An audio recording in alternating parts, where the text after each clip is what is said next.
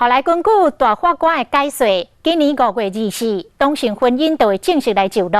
立法院长苏家全再去主持调解协商，针对行政院幸福名甲信望爱提出的版本的专法，一条一条来讨论，上紧这礼拜5就会表决。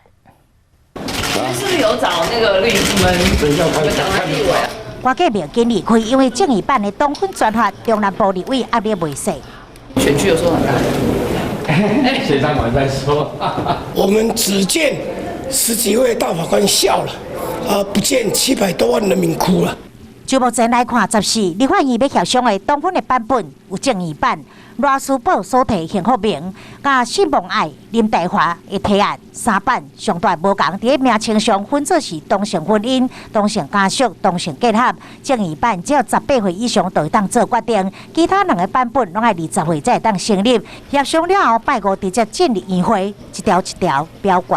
基本上如果有共识其实有争议的大概也没几条了啊，那20几条也不算多的法案，应该不至于到凌晨。确实是台湾社会的一大挑战哈。那现在行政院所提出的版本哈，这是一个把各方的意见都能够纳入的一个最大公约数的版哈。我也希望能够得到大家的支持。现看同婚修法期限特别到，立法院民进党团嘛说专案小组凝聚共识，就看最后通过是倒一种版本。